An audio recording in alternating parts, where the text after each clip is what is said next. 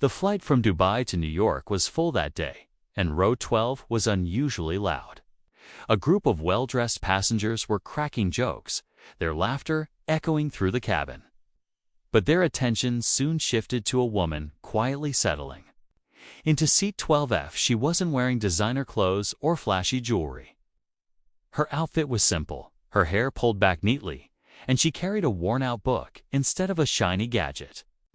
They glanced at her, whispered behind cupped hands, and snickered as if she didn't belong there.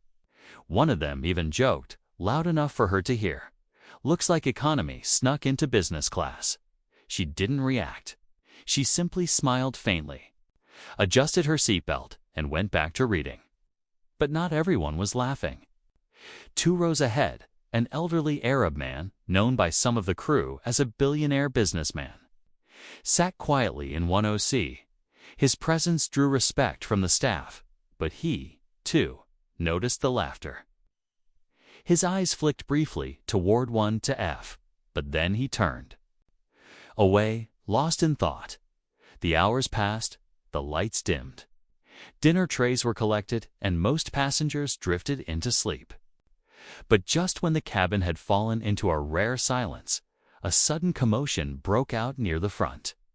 The billionaire had slumped over, his breathing shallow, his lips turning pale. Panic rippled through the cabin as flight attendants rushed to his side, calling for any medical professionals on board. "Is there a doctor? Anyone trained?" One of them cried out, voice trembling. The mocking group from earlier froze. No one moved. No one spoke.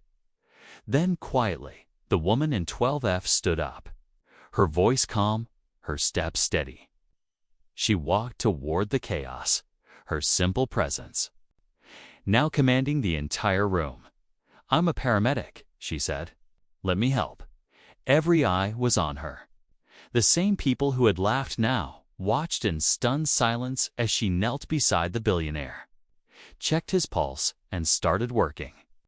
Fast.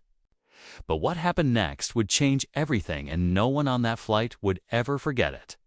The flight attendants quickly cleared space around the billionaire as the woman in 12F took control. Her calm voice carried a quiet authority that silenced the whispers around her. She asked for water, oxygen, and something soft to cushion his head. The crew moved quickly, obeying her instructions, while the other passengers looked on in disbelief. Just hours ago, they had mocked her for not fitting in, but now she was the only one who seemed to know what to do. Her hands moved with practiced precision, checking his pulse again, tilting his head, and guiding his breathing. The billionaire's condition looked grave, and the tension inside the cabin grew heavier with each passing second. Some passengers began to pray softly, while others stared wide-eyed, their earlier arrogance fading into guilt. The man they admired for his wealth and power was helpless, and the woman they laughed at was the only hope keeping him alive. No one knew who she was, or why she had chosen that very seat on that very flight. Her presence now felt less like coincidence and more like fate. Even the cabin crew exchanged uneasy glances, wondering if they were witnessing something far bigger than a routine medical emergency. The billionaire's assistant, seated nearby, clutched his phone nervously, as if unsure whether to call for help or simply trust the stranger kneeling by his employer. Every second felt like an hour. The plane hummed steadily through the night sky, but inside, time seemed frozen. Passengers leaned forward in their seats, waiting, holding their breath, their hearts pounding as they watched her work. Would she be able to stabilize him until the plane landed, or was this the moment that would change all their lives forever? The woman in 12F pressed 2 fingers gently against the billionaire's wrist, her brow tightening as she focused. She didn't panic, didn't rush, but her movements showed she had done this many times before. The passengers could see the difference between someone pretending to help and someone who truly knew what they were doing. Yet still, nobody knew. who she was or why she carried such skills with such quiet confidence. Whispers began to spread through the cabin. Is she really a paramedic? Someone murmured. What if she makes it worse? Another voice questioned, even as doubts floated around. Not a single person dared step forward to take her place. The wealthy man's assistant hovered nearby, his hands trembling, clearly torn between his loyalty and his fear. He wanted to intervene, but every glance at the calm woman made it clear she was the only lifeline his employer had. As she worked, fragments of her own story began to flicker in her mind. She remembered long shifts at the hospital, nights spent running from one emergency to the next, and the endless weight of responsibility. She hadn't planned to sit in seat 12F that day. In fact, she had almost missed the flight altogether. But somehow, fate had seated her in the very row where people looked down on her, only to now depend on her completely.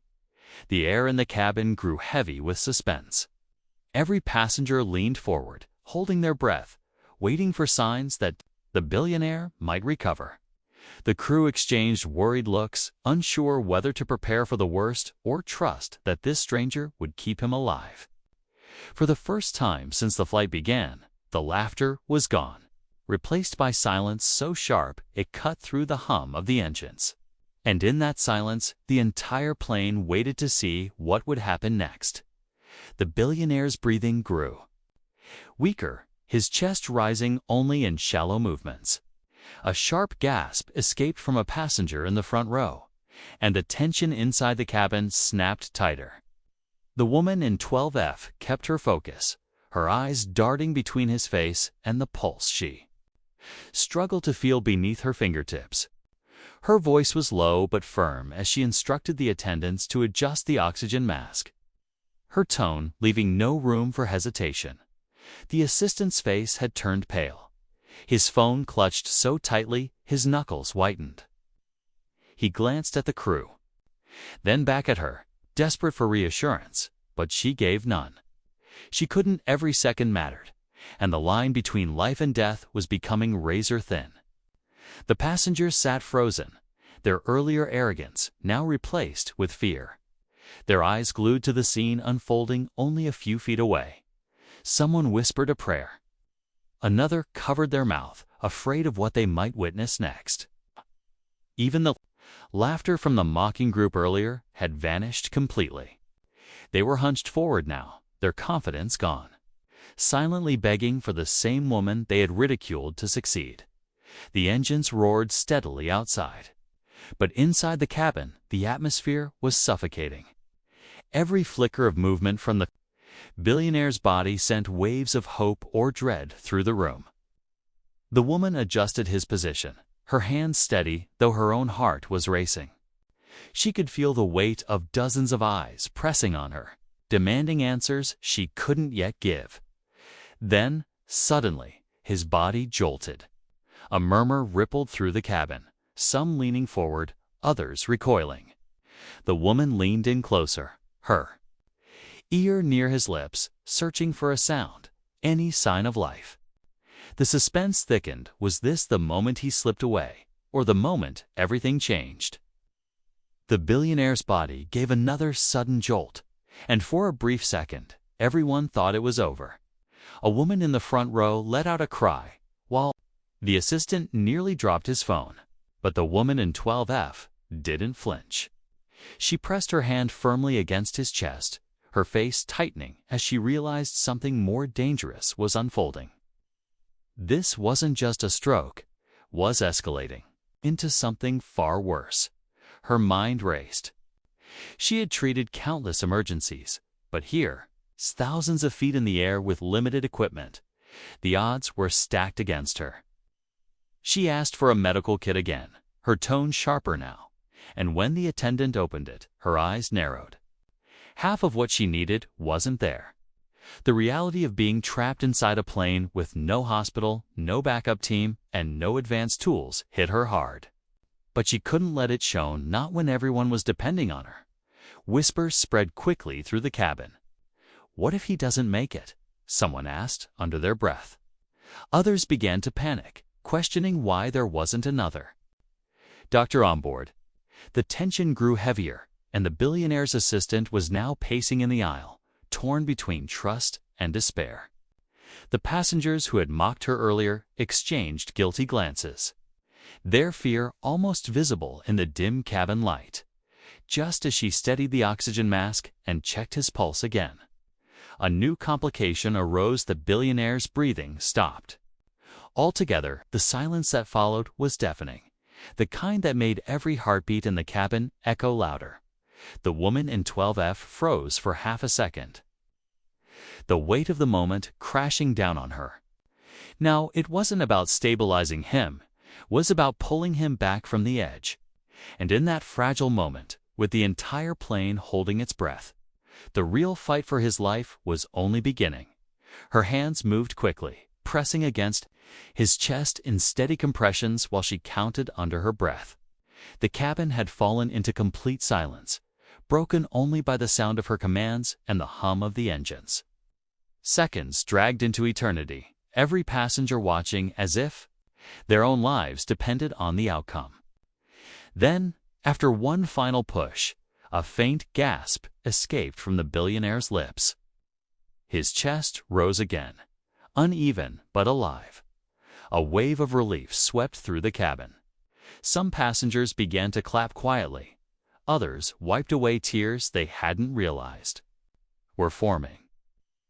The assistant dropped into his seat, covering his face with his hands, overwhelmed with gratitude and disbelief. The crew worked quickly to support the billionaire with oxygen. Following,